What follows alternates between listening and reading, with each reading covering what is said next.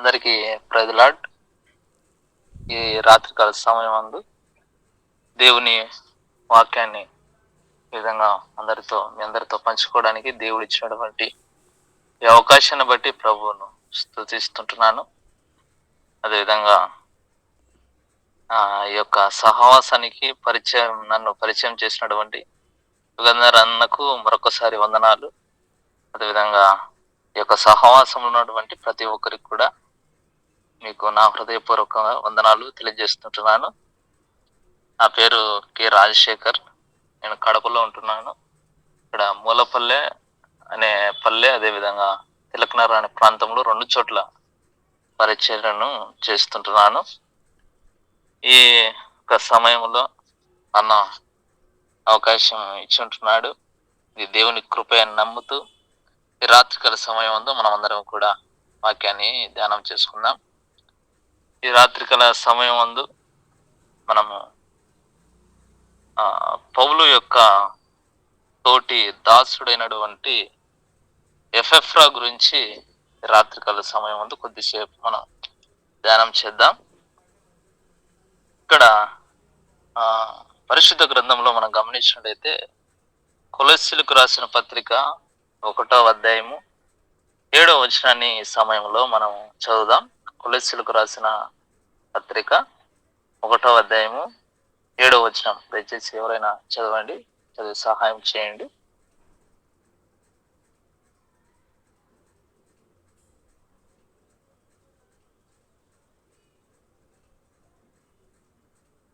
Okay, మంచిది, చదువుదాం. ఎఫెఫ్రాను మా ప్రియుడైన తోడి దాసుని వలన మీరు ఈ సంగతులను నేర్చుకుంటారని ఇక్కడ వాక్యంలో రాయబడింది. ఇక్కడ పౌలు యొక్క తోటి దాసుడైనటువంటి ఎఫెఫ్రా గురించి ఏమని రాయబడిందంటే, ఇతడు ఏమని రాయబడిందంటే ఇతని గురించి ప్రియుడైన దాసుడని ఇక్కడ వాక్యంలో రాయబడింది. ఎఫెఫ్రా ఒకసారి మనం ఆలోచన చేస్తే ఇతడు దేవునికి, విశ్వాసులకు, తోటి దాసులందరితో కూడా ప్రియమైన వాడిగా ఉంటున్నాడు. అంటే ఏ ఒక్కరితో కూడా కలహాలు పెట్టుకునేవాడుగా కాకుండా ఇతడు అందరితో కూడా ఇతరులు కష్టాన్ని కలిగించినప్పటికీ, ఇతరులు ఇబ్బంది ఒకవేళ కలిగించినప్పటికీ అందరితో కూడా మంచి సాక్ష్యాన్ని పొందిన వాడుగా ఉంటున్నాడు, ప్రియమైన వాడుగా ఉంటున్నాడు. మనము కూడా దేవుని దృష్టికి ప్రియమైన వారముగా ఉండి లోకంలో జీవించే వాళ్ళమై ఉండాలి. యేసుక్రీస్తు ప్రభు బాప్తిసం తీసుకున్నప్పుడు అక్కడ యేసుక్రీస్తు ప్రభు గురించి ఈ విధంగా రాయబడి ఉంటుంది. ఇతడు నా ప్రియ కుమారుడు, ఇతని యందు నేను ఆనందించుచున్నానని వాక్యంలో రాయబడింది. మనము కూడా దేవుని దృష్టికి ప్రియమైన వారముగా జీవించే వారమై ఉండాలి. ఆయన ప్రియమైన పిల్లలుగా జీవించే వారమై ఉండాలి. ఎప్పుడైతే మనము ప్రియమైన వారముగా జీవిస్తామో దాని ద్వారా దేవునికి మహిమ వస్తుంది. ఇక్కడ పౌలు యొక్క తోటి దాసుడైనటువంటి ఎఫెఫ్రా ఏ విధంగా ఉంటున్నాడంటే, విశ్వాసుల దగ్గర, అదేవిధంగా దేవుని దృష్టికి ఇతడు ప్రియమైన వాడుగా ఉండడము ఇక్కడ మొదటిగా మనం గమనిస్తుంటున్నాం.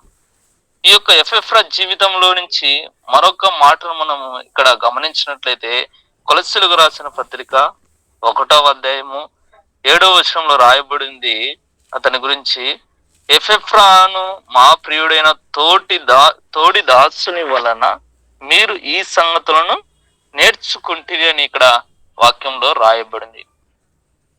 రెండవ యొక్క విషయాన్ని మనం ఇక్కడ ఆలోచిస్తే ఇక్కడ రాయబడింది, ఎఫెఫ్రా దేవుని యొక్క సత్యమును ఏం చేస్తుంటున్నాడు అంటే విశ్వాసులకు నేర్పిస్తుంటున్నాడు. దైవం సత్యములను విశ్వాసులకు ఏం చేస్తుంటున్నాడంటే నేర్పిస్తుంటున్నాడు. మన జీవితంలో కూడా దేవుని పరిచర్య చేస్తున్న మనము కూడా దేవుని యొద్ద మొదటిగా మనం నేర్చుకునే వారమై ఉండాలి. దేవుని యొద్ద మనము ఎప్పుడైతే నేర్చుకుంటామో మనము ఎఫెఫ్రా వల్ల ఇతరులకు నేర్పించే వారముగా ఉంటాము. అందుకే పరిశుద్ధ గ్రంథంలో మత్తయి సువార్తలో రాయబడింది, మనం చూద్దాం ఈ సమయంలో. మత్తయి సువార్త 11వ అధ్యాయము 29వ వచనంలో ఈ విధంగా రాయబడింది. మనం చూద్దాం. నేను సాత్వికుడను దీన మనస్సు గలవాడును కనుక మీ మీద నా కాడు ఎత్తుకొని నా యొద్ద నేర్చుకొనుడి, అప్పుడు మీ ప్రాణములకు విశ్రాంతి దొరుకును.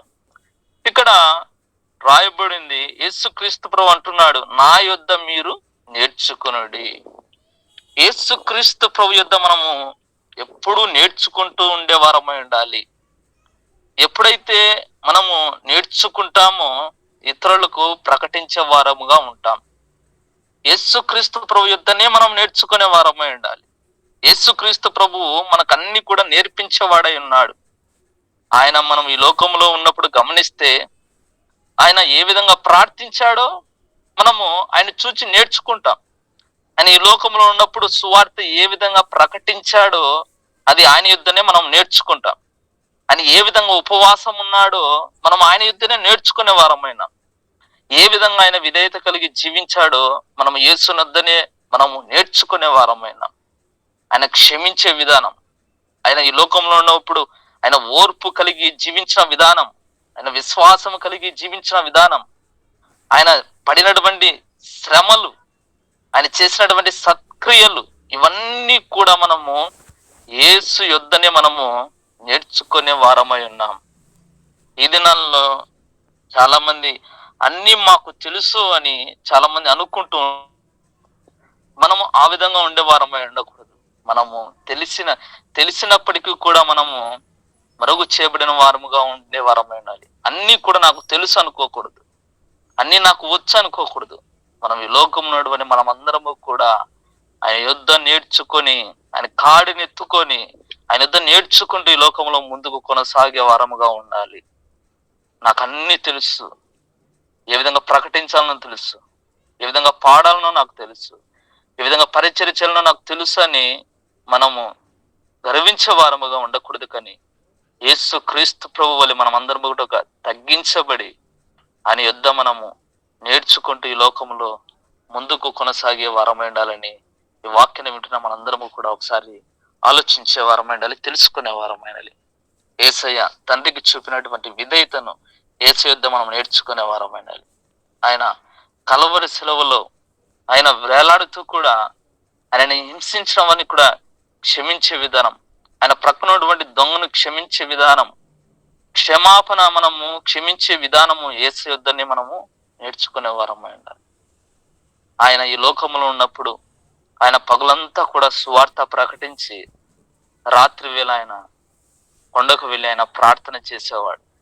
ఆ విధంగా ప్రార్థన చేయడం భారముతో నశించిపోతున్న ఆత్మల కొరకు ఆయన కన్నీరు కార్చినప్పుడు ఆ కన్నీరు రక్తం వలె ఆ విధంగా మారడము, ఆయన సువార్త ప్రకటించడం, ఇవన్నీ కూడా మనం యేసయ్య యుద్ధ నేర్చుకునే వారమైన.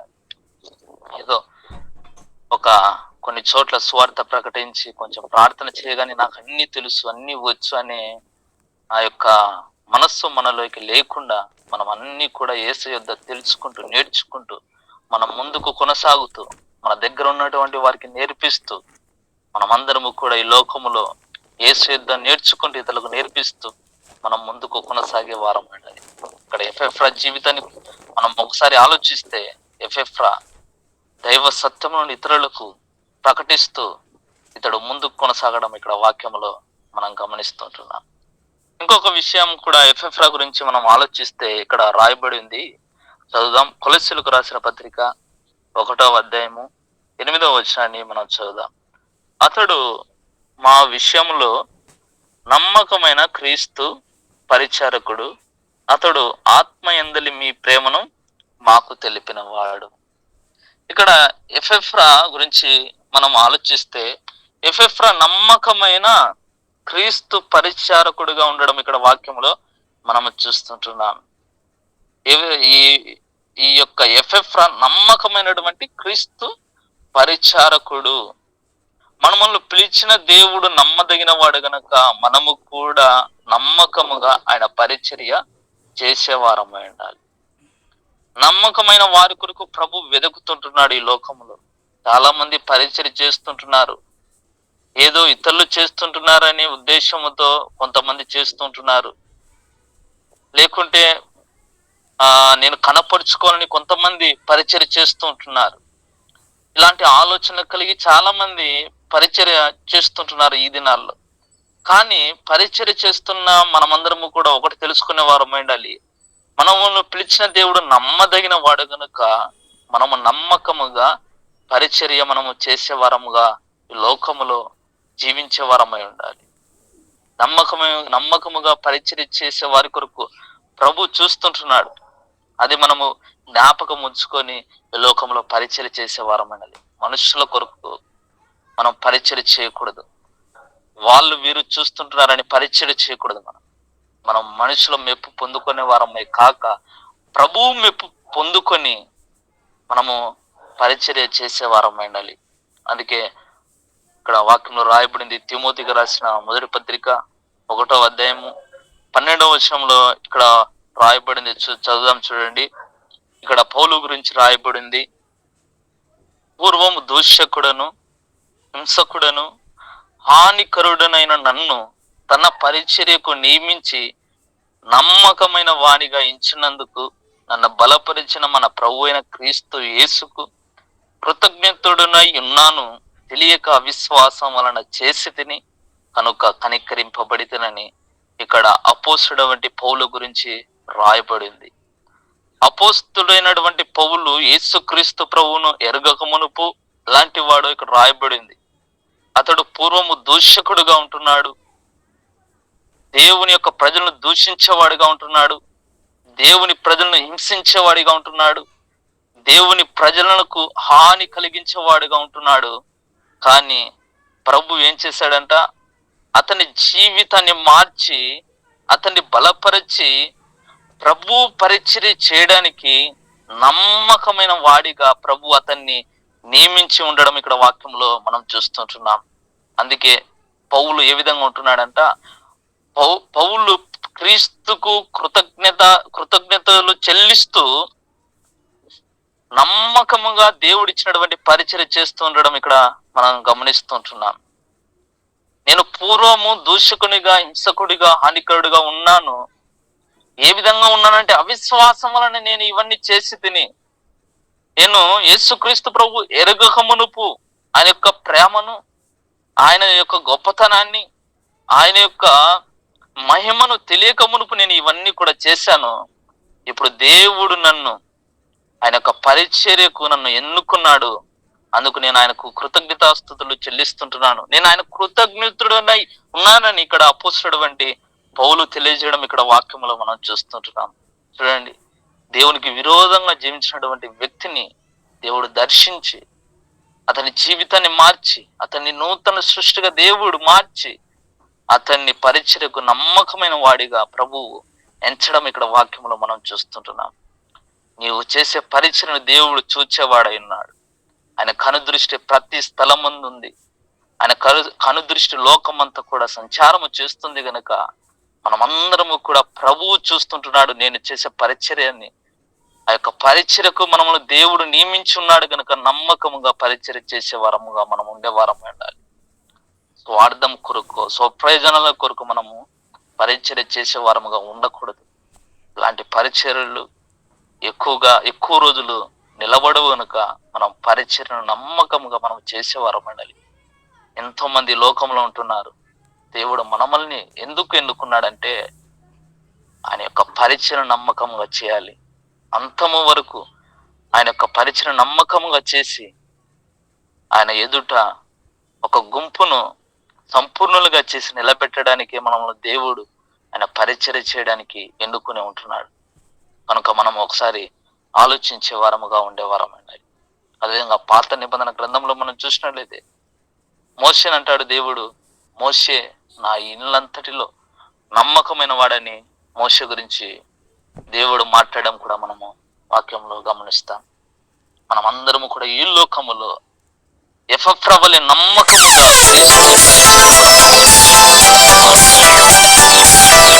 గ్రంథంలో రాయబడింది. సామెతల గ్రంథము 28వ అధ్యాయం 20వ వచనంలో రాయబడింది, నమ్మకమైన వాడికి దీవెనలు మెండుగా కలుగును. నమ్మకముగా మనము పరిచర్య చేస్తే దేవుడు తప్పకుండా ఆశీర్వదించేవాడై ఉన్నాడు. దేవుడు తప్పకుండా మన యొక్క పరిచర్యను అభివృద్ధి పరిచేవాడు.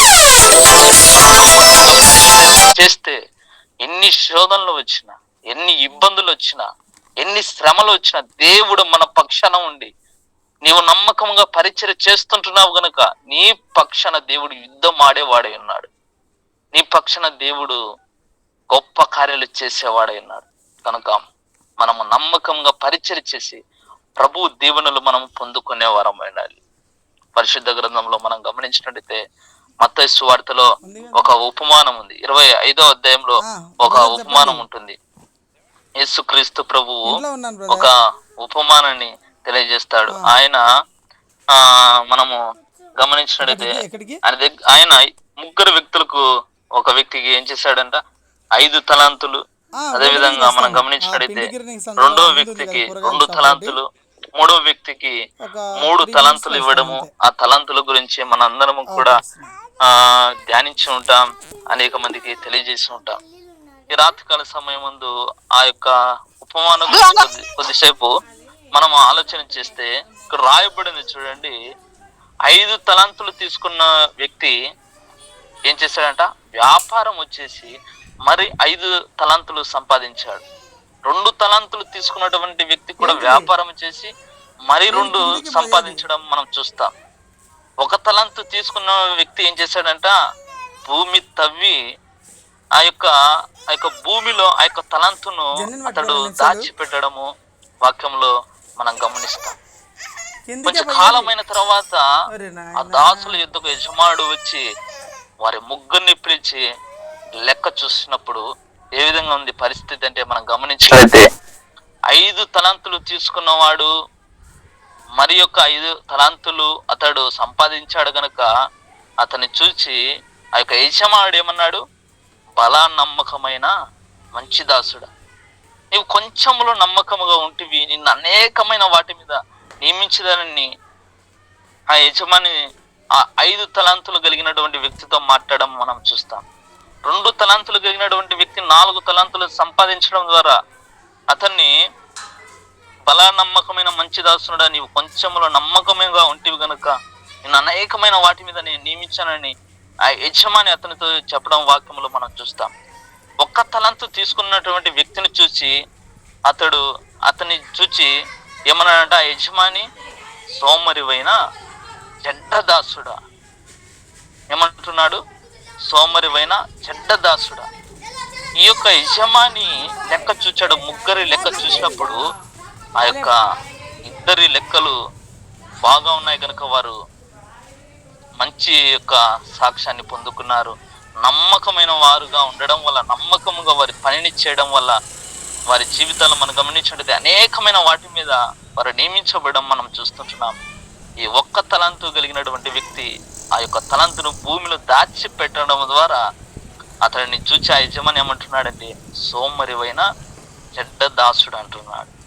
వాక్యంలో మనం గమనించినట్టయితే ఆ యొక్క 1 తలాంతు కలిగినటువంటి ఆ యొక్క వ్యక్తి దగ్గర నుంచి ఆ తలాంతు కూడా తీసివేయడం వాక్యంలో మనం చూస్తుంటున్నాం. దేవుడు మనకు పరిచర్య ఇచ్చాడు. ఆ పరిచర్య మనం నమ్మకముగా చేసేవారం ఉండాలి. ఒకవేళ మనం నమ్మకముగా పరిచర్య చేయకుండా ఉన్నట్లయితే ఈ యొక్క పరిచర్యను మన యుద్ధ నుంచి దేవుడు తీసివేసేవాడై ఉన్నాడు. ఏలి జీవితంలో మన జ్ఞాపకం చేసుకుంటే ఏలి పరిచర్య సరిగా చేయలేదు. యాజక ధర్మాన్ని సరిగా చేయకపోవడం వలన ఏలి జీవితంలో మనం గమనించినట్లయితే ఏలి దగ్గర నుంచి ఆ యొక్క పరిచర్య తీసివేయడం జరిగింది. యాజకుడిగా దేవుడు సమూయేలును ఎన్నుకోవడం మన వాక్యంలో మనం చూస్తుంటున్నాం.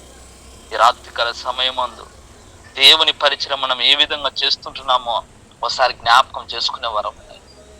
పౌలు తోటి దాసుడైనటువంటి ఎఫ్రా నమ్మకమైన క్రీస్తు పరిచారకుడుగా ఉండడం ఇక్కడ వాక్యములో రాత్రికాల సమయమందు మనం ధ్యానం చేస్తుంటున్నాం. మనం అందరినీ కూడా దేవుడు లెక్క అప్పచెప్పే వారమైన మనందరము కనుక మనమందరము కూడా ఏ విధంగా పరిచర్య చేస్తుంటున్నామో ఒకసారి ఆలోచించే వారం. అదేవిధంగా మరొక మాట కూడా మనం ధ్యానం చేద్దాం ఈ సమయంలో.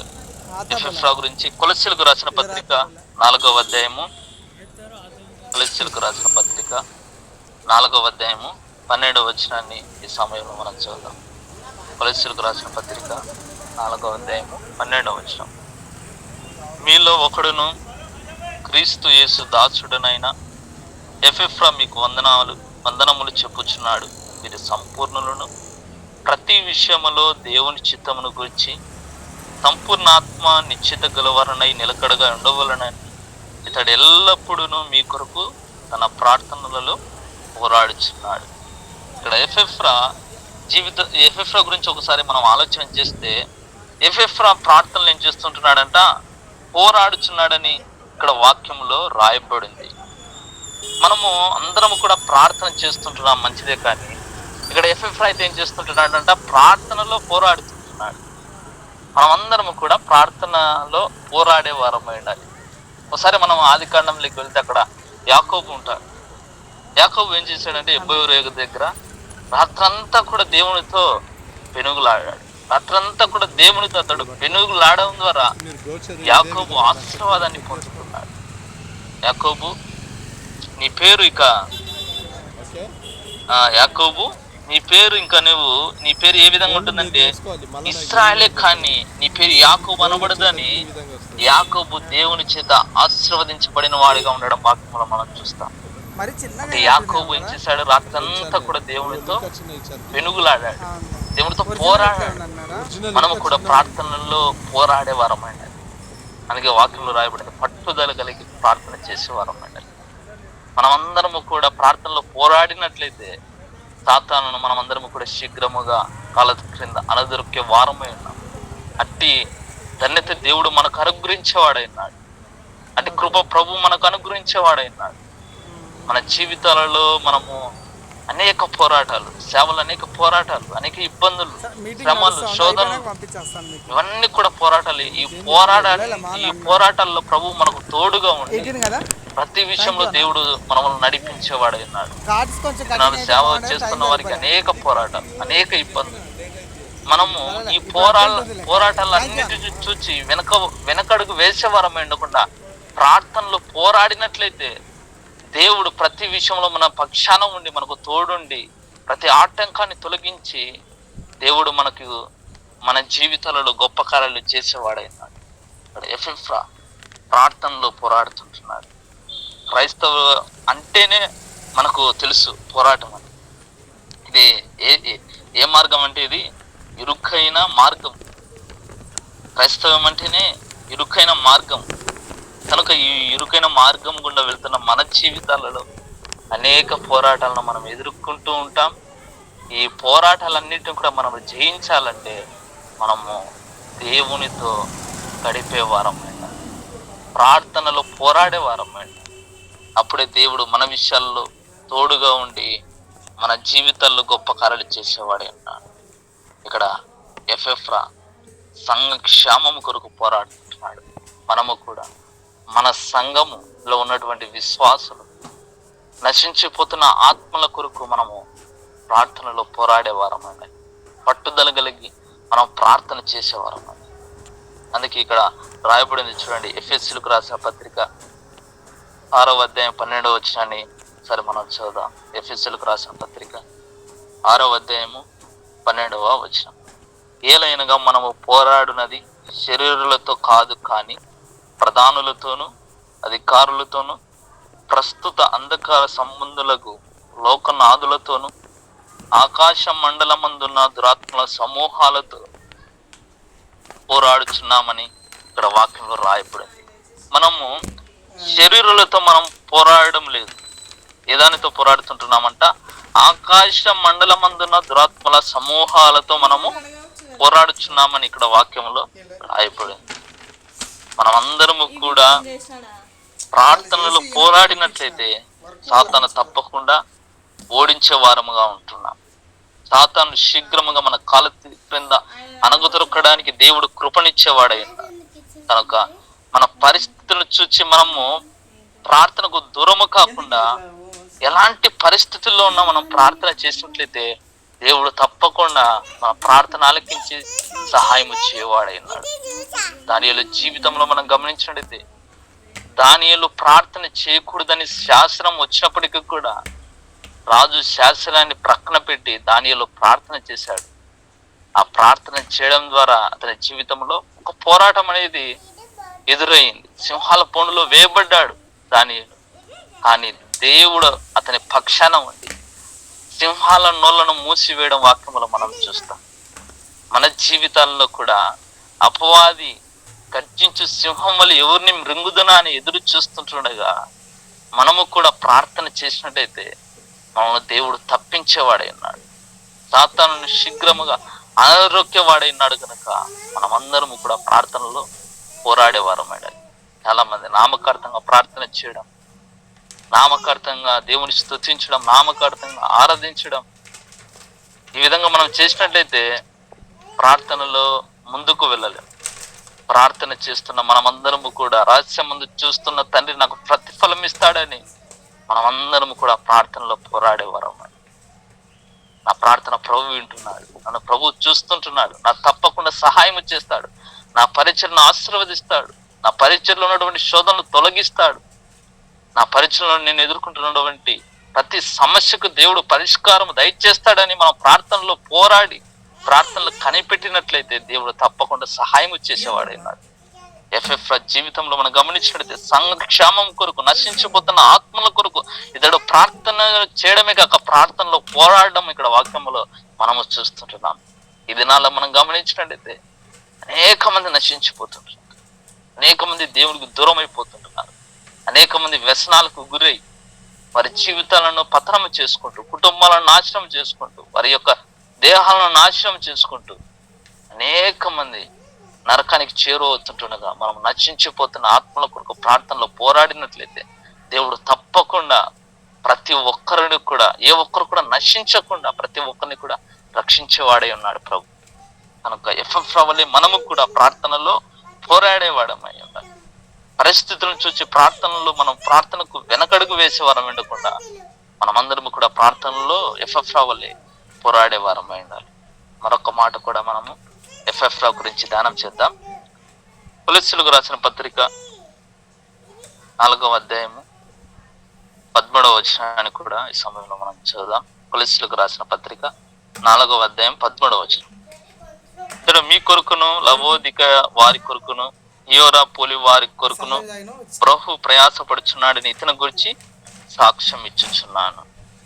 ఇక్కడ ఎఫెఫ్రా బహు ప్రయాసపడే వ్యక్తిగా ఉండడం కూడా మనం వాక్యంలో మనం చూస్తుంటున్నాం.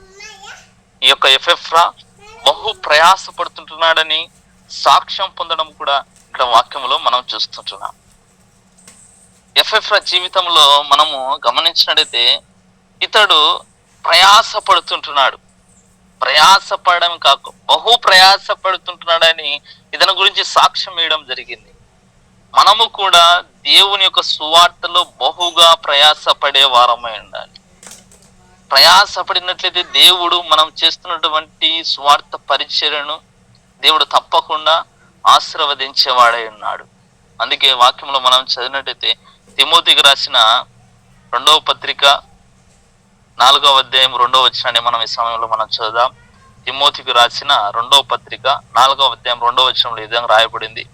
వాక్యమును ప్రకటించుము, సమయమందును అసమయమందును ప్రయాసపడుము, సంపూర్ణమైన దీర్ఘశాంతముతో ఉపదేశించుచు ఖండించుము, గద్దించుము, బుద్ధి చెప్పుము.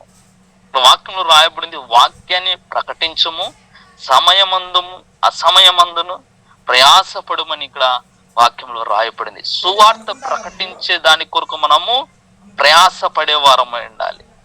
సువార్తను మనం ప్రకటించడానికి మనము సమయాన్ని చూడకుండా మనం అందరము కూడా ముందుకు కొనసాగే వారమై ఉండాలి.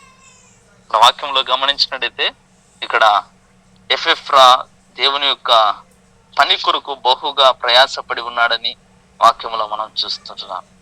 ఫిలిప్పీయులకు రాసిన పత్రిక 4వ అధ్యాయం 3వ వచనంలో గమనించినట్టయితే రాయబడి ఉంటుంది, దేవుని యొక్క పరిచర్య కొరకు పని చేసినటువంటి వారి పేర్లు ఎక్కడ ఉంటున్నాయంట, జీవ గ్రంథంలో రాయబడి ఉన్నాయని కూడా ఇక్కడ వాక్యంలో రాయబడి ఉంది. అదేవిధంగా మనం గమనించినట్టయితే తెస్సలోనికీయులకు రాసిన 2వ పత్రిక 3వ అధ్యాయం 8వ వచనంలో మనం గమనించినట్టయితే పౌలు ఎంతగానో స్వార్థ కొరకు ప్రయాసపడినట్లు కూడా వాక్యంలో మనం చూస్తాం.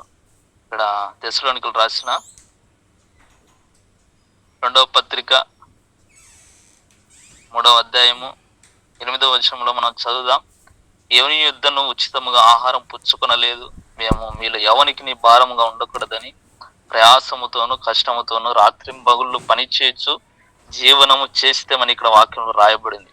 అపోస్తుడైనటువంటి పౌలు ఎవరికి భారముగా ఉండకుండా అతడు ప్రయాసపడుతూ కష్టపడుతూ రాత్రింబగళ్ళు పనిచేస్తూ దేవుని పరిచర్య చేసిన వాడుగా అపోస్తుడైనటువంటి పౌలు గురించి ఇక్కడ రాయబడింది.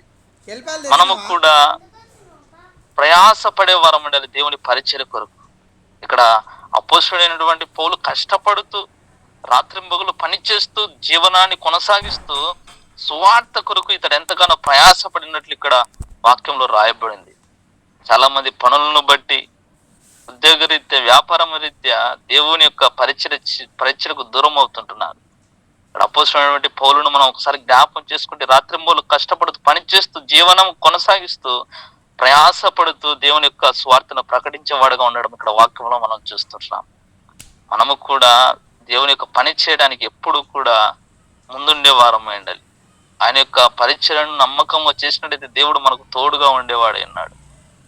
చాలా మంది సాకులు చెబుతూ ఉంటారు. మనం సాకులు చెప్పేవారమై ఉండకుండా దేవుని యొక్క పని కొరకు బహుగా ప్రయాసపడినట్లయితే దేవుడు తప్పకుండా మనము చేసే సువార్త పనులు మనం ఆశీర్వదించి ముందుకు నడిపించేవాడై ఉన్నాడని ఇక్కడ వాక్యంలో మనం చూస్తుంటున్నాం. చివరిగా మనం చూసినట్టయితే ఇక్కడ ఎపెఫ్రా గురించి మరొక మాట కూడా రాయబడింది. చూడండి, ఫిలెమోనుకు రాసిన పత్రిక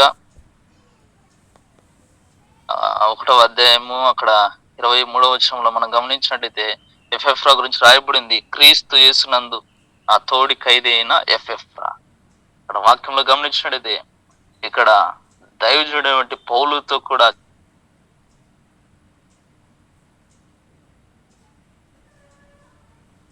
ఈ యొక్క ఎపెఫ్రా మన జీవితాల్లో మనము కూడా దేవుని యొక్క పరిచర్య చేసినప్పుడు శ్రమలు వచ్చిన ఆ శ్రమలను సంతోషంగా మనం స్వీకరించి దేవుని పరిచయం మనం చేసినట్టయితే దేవుడు తప్పకుండా మనల్ని ఆశీర్వదించేవాడైనాడు. మనం చేసే పరిచయను కూడా ఆశీర్వదించేవాడైనాడు. రాత్రికాల సమయం మందు మనం ఎపెఫ్రా గురించి ధ్యానం చేసుకుని ఉంటున్నాం. ఎపెఫ్రా ప్రేమైన వాడుగా ఉంటున్నాడు. ఎపెఫ్రా దైవ సత్యములను విశ్వాసులకు ఇతడు నేర్పించిన వాడుగా ఉంటున్నాడు. ఎపెఫ్రా నమ్మకమైన క్రీస్తు పరిచారకుడుగా ఉండడం వాక్యంలో మనం చూసాం. ఎపెఫ్రా ప్రార్థనలు పోరాడిన వాడుగా ఉంటున్నాడు. అదేవిధంగా ఎపెఫ్రా జీవితాన్ని ఒకసారి జ్ఞాపకం చేసుకుంటే ఎపెఫ్రా క్రీస్తు పని కొరకు బహుగా ప్రయాసపడి అతని తోటి దైవజనుతో కూడా చెరసాలలోకి వెళ్ళిన వాడుగా ఉండడం వాక్యంలో మనం చూస్తుంటున్నాం. ఈ రాత్రికాల సమయం ముందు ఎపెఫ్రా గురించి మనం ధ్యానం చేస్తుంటున్నాం. ఎపెఫ్రా వలె మనము కూడా నమ్మకంగా పరిచర్య చేసినట్టయితే దేవుడు మనం చేస్తుంటున్నటువంటి పరిచయలను దీవించి ఆశీర్వదించి ఒక పరిచయను దేవుడు అభివృద్ధి పరిచేవాడై ఉన్నాడు. అట్టి కృప మనందరికి కూడా ప్రభు దయచేయాలని ఈ సమయంలో ప్రార్థిస్తూ ఈ వాక్యాన్ని ఇంతటితో ముగిస్తుంటున్నాను. దేవుడు ఈ వాక్యాన్ని దీవించి మన వినికిడిలో ఫలింప చేయునుగాక. ఆమేన్. ఆమేన్. ప్రైజ్ లార్డ్ అన్న.